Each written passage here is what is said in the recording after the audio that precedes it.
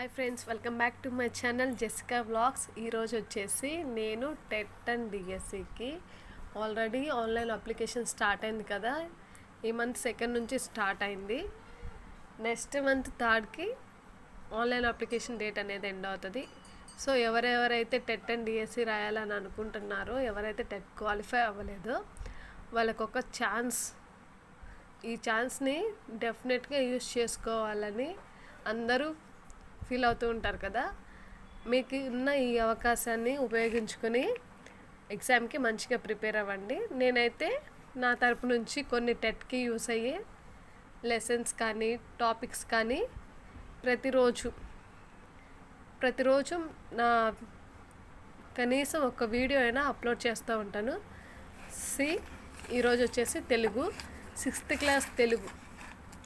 Class తెలుగులో first lesson వచ్చేసి అమ్మఒడి కవి వచ్చేసి కవి పరిచయం ఉంటుంది కదా. అందులో కవి వచ్చేసి బాడిగ వెంకట నరసింహారావు. అమ్మఒడి ఎవరు? కవి వచ్చేసి బాడిగ వెంకట నరసింహారావు. అమ్మఒడి కోడండి, వినండి. అమ్మఒడి బాడిగ అడిగారు అనమాట. బాడిగ అనే వర్డ్ కనిపిస్తే అమ్మఒడి అని గుర్తుంచుకోండి. రచనలు ఏమేమి రచనలు ఉన్నాయంట ఈయనవి: చిన్నారి లోకం, బాలతనం, బాలరసాలు, పాలబడి పాటలు, పూలబాలలు, ఋతువాణి. దీనికి నేనైతే ఒక చిన్న కోడ్ అయితే చేశాను. మీకు ఇంకా క్రియేటివ్గా వస్తే మీరు కూడా ఆ కోడే గుర్తుంచుకోండి. లేదు పర్లేదు, ఇది మాకు కొంచెం గుర్తుంటుంది మేడం అని అనుకున్న వాళ్ళు ఇది యూస్ చేసుకోండి. కోడ్ వచ్చేసి బాలతనంలో, అంటే చిన్నాళ్ళకు ఒక లోకం ఉంటుంది కదా. చిన్నప్పుడు బాలతనంలో చిన్నాళ్ళకు ఒక లోకం, ఆ లోకంలో పాల పాటలు, పూలలాగా బాలలు ఉంటారనమాట. ఎలా ఉంటారు?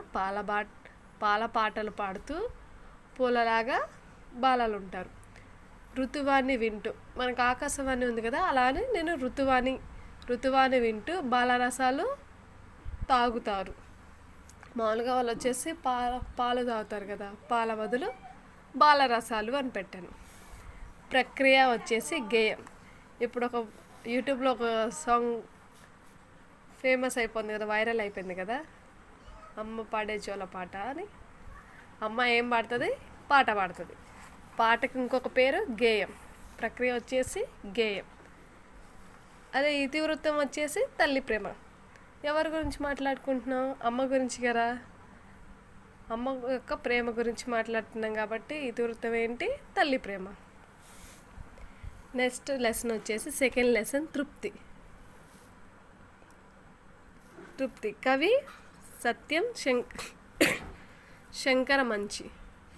మంచిగా ఉండేవాళ్ళు ఎప్పుడు తృప్తిగా ఉంటారు. గుర్తుపెట్టుకోండి. కోడ్ ఏంటి? మంచి ఉంది కదా, మంచిగా ఉండేవాళ్ళు ఎప్పుడు తృప్తిగా ఉంటారు. ఈ రచనలు గుర్తుపెట్టుకోవడానికి నేనైతే ఒక సీరియల్ రిలేటెడ్ చెప్తాను, అది వినండి. కార్తీక దీపం సీరియల్ తెలుసు కదా అందరికీ. కార్తీక దీపంలో దీపానికి దీపాలు యాడ్ చేసి కార్తీక దీపాలు సీత స్వగతాలు. అందులో సీత ఎవరు? కార్తీక్ వాళ్ళ వైఫ్. ఆమె ఏంటి? రేపటి దారి ఏంటో తెలియక పిచ్చిదల్లాగా ఉంటుంది. ఏమవుతుందో ఎప్పుడు ఏమవుతుందో తెలియక, రేపటి దారి తెలియక అమరావతి కథలు. మనది క్యాపిటల్ ఏంటి? అమరావతి కదా. అమరావతి కథలు చెప్పుకుంటూ కార్తీక్కి లాస్ట్లో లెటర్ రాస్తుంది. ఆఖరి ప్రేమలేఖ రాసి ఎడారిలో కలువ పూలాగా, ఎడారిలో అసలు పూలే పూయవు, కలువ పూలాగా అంటే ఒక పువ్వు ఎలా ఉంటుందో ఎడారిలో అలాగా, దానికి బతికిద్దో చచ్చిపోద్దో తెలియక బతుకుతూ ఉంటుంది కదా, అలాగా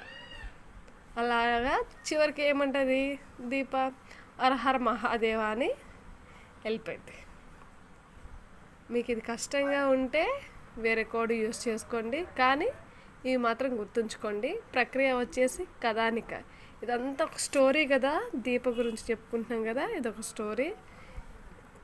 దీని యొక్క ఇతివృత్తం ఏంటి? మానవ విలువలు. దీని యొక్క ఇతివృత్తం ఏంటి? మానవ విలువలు. ఓకే ఫ్రెండ్స్, ఈ వీడియో కానీ మీకు నచ్చినట్టయితే please like share subscribe and my YouTube channel. డెఫినెట్గా ఎవరో ఒకరికి యూస్ అవుతుందని అనుకుంటున్నాను. మీకు ఎంతమందికి యూస్ అయితే అన్ని likes. Okay friends, thank you.